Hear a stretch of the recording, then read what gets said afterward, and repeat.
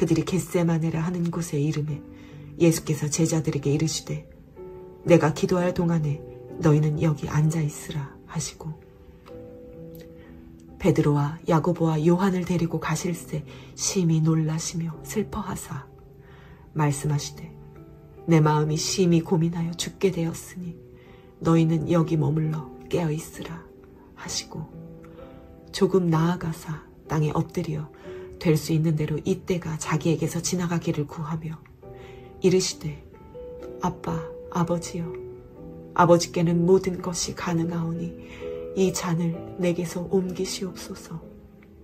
그러나 나의 원대로 마옵시고 아버지의 원대로 하옵소서 하시고 돌아오사 제자들이 자는 것을 보시고 베드로에게 말씀하시되 시몬아 자느냐 내가 1시간도 깨어있을 수 없더냐 시험에 들지 않게 깨어 있어 기도하라 마음에는 원이로되 육신이 약하도다 하시고 다시 나아가 동일한 말씀으로 기도하시고 다시 오사 보신즉 그들이 자니 이는 그들의 눈이 심히 피곤함이라 그들이 예수께 무엇으로 대답할 줄을 알지 못하더라. 오늘은 종려주일입니다.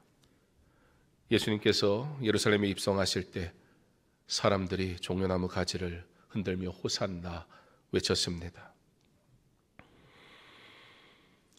종려주일 하나님의 공유적 성품에 대해서 우리가 계속해서 말씀을 나누는 가운데 오늘은 순종하신 그리스도에 대해 보기를 소망합니다. 왜냐하면 불과 며칠 전까지 외쳤던 호산나의 외침은 그 환호성은 어느새 그랬냐는 듯이 그를 십자가에 못 박으라는 외침으로 돌변해 버린 것을 우리는 기억하기 때문입니다. 종려주일 영광을 향한 환호와 동시에 십자가를 향한 순종의 문을 여는 날이었습니다.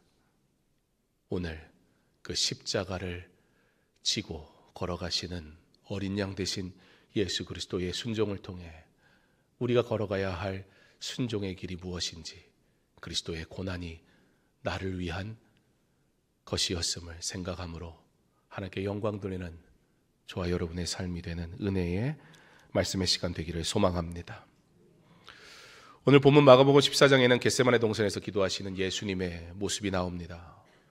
이 장면은 가장 깊은 고통 속에서도 하나님 아버지의 뜻에 순종하신 예수님의 모습을 잘 보여줍니다. 예수님은 제자들과 함께 겟세마네 동산으로 가셨고 베드로와 야고보와 요한을 데리고 기도하러 들어가십니다. 그런데 그곳에서 예수님이 조금은 우리가 아는 예수님과는 너무나 다른 말씀을 하십니다. 33절에 심히 놀라며 슬퍼하사 그리고는 예수님 또 이렇게 말씀하십니다. 내 마음이 심히 고민하여 죽게 되었으니. 왜 이와 같은 절망과 같은 말씀을 하실까요? 왜냐하면 예수님은 참 하나님이시면서도 참 사람이셨기에 우리가 느끼는 모든 고통을 똑같이 느끼셔야만 했기에 그분에게 이 시간은 고뇌의 시간일 수밖에 없었습니다.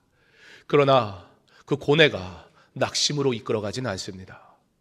오히려 그 고통을 통해 우리 주님 이렇게 기도하십니다. 아빠 아버지여 아버지께서는 모든 것이 가능하오니 이 잔을 내게서 옮기시옵소서. 그러나 나의 원대로 마시옵고 아버지의 원대로 하옵소서.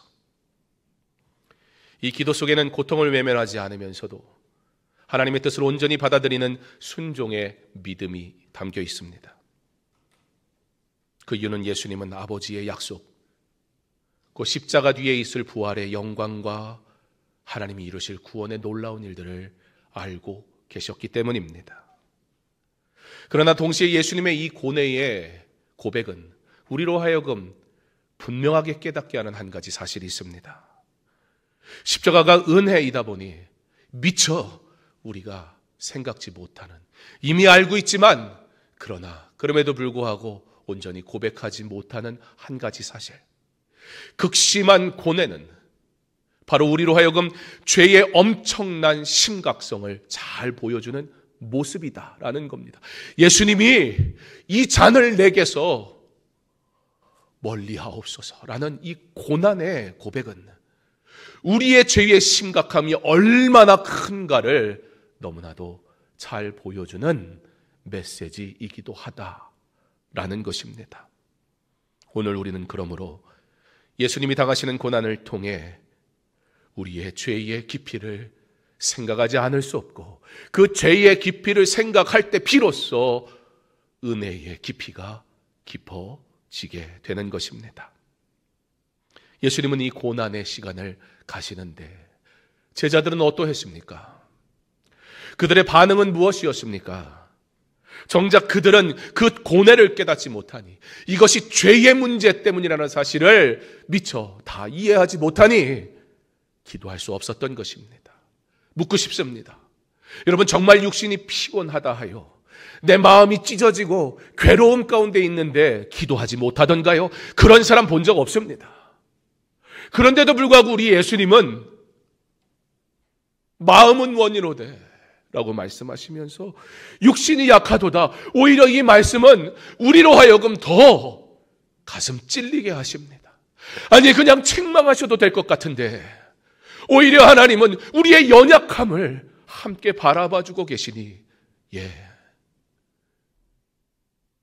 죄의 깊이를 알지 못하는 자, 그가 어찌 기도의 자리를, 은혜의 자리를 그럼에도 불구하고 사모할 수 있겠습니까? 그러나 내가 어떠한 존재인지 아는 자, 주의 은혜가 무엇인지 아는 자, 그 은혜가 없으면 오늘 하루를 살 수 없다고 고백하는 자는 무슨 상황이든지 하나님의 전으로 나아오게 되어 있습니다.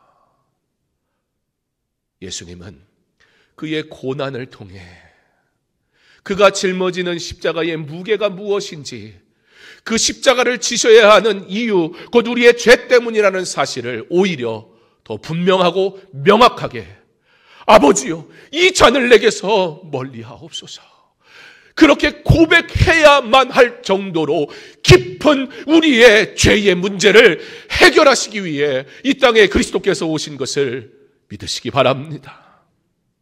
그리고 책망하시는 것만으로도 할 말이 없는데 책망하시나 버리지 않으시며 오히려 끝까지 함께 하시고, 십자가 이후에는 어떻습니까? 주님을 배신한 제자들 다시 찾으시고 부르시고 만나시고 사명 주시고, 그때 제자들이 결단한 거예요. 이제는 주님 배신하지 않아야지. 이제는 다른 길 가지 말아야지. 사도행전에 나오는 사도들의 순교의 길은 바로 예수님의 사랑 때문이었습니다. 우리의 죄의 깊이를 깨닫기 바랍니다. 그러므로 은혜가 깊어지기를 간절히 소망합니다.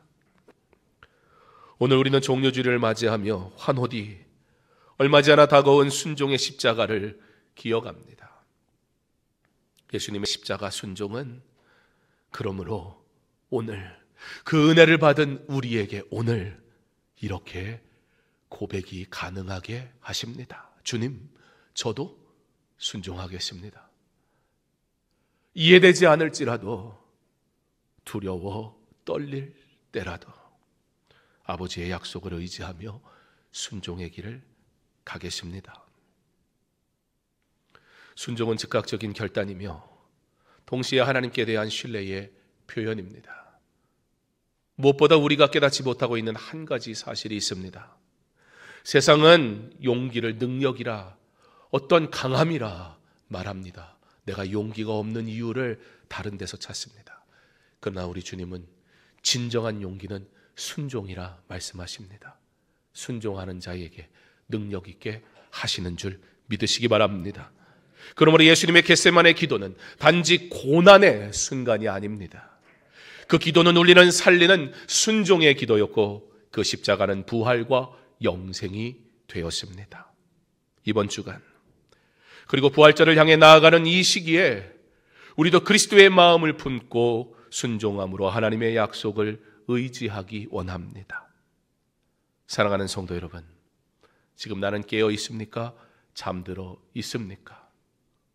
오늘 이 자리가 나에게 주어진 겟셋만의 시간이라면 나는 주님의 부탁 속에 잠들겠습니까? 깨어 있겠습니까? 고난주간을 시작하며 다시 한번 하나님의 뜻 앞에 나의 뜻을 내려놓을 준비가 되어 있기를 바랍니다. 오늘 나의 순종은 부활의 예수 그리스도를 향하고 있어야 할 것입니다. 세일의 특별 새벽 예배를 마무리하는 마지막 주이며 고난주간이기도 한 이 한 주간 우리 새벽을 깨울 때 바로 조금 전에 주어진 이 질문, 지금 나의 겟세마네 시간은 잠자 있는가 깨어 있는가 질문하는 시간이 되기를, 다시 한번 하나님의 뜻 앞에 나의 뜻을 내려놓을 수 있겠는가 질문하는 시간이 될 수 있기를, 나의 순종이 나의 열심이 아닌 부활의 예수 그리스도를 온전히 향하는 참된 순종인가 질문할 수 있는 고난주간에 이 질문을 통해 하나님이 주시는 깨달음과 답을 얻고, 그러므로 고난, 그러나 부활을 바라보는 고난이기에 오히려 주신 하나님의 은혜가 풍성한 저와 여러분의 아름다운 고난주간의 한 시간 되게 하시기를 주님의 이름으로 축원합니다. 이제 성찬식을 거행하겠습니다. 찬송가 144장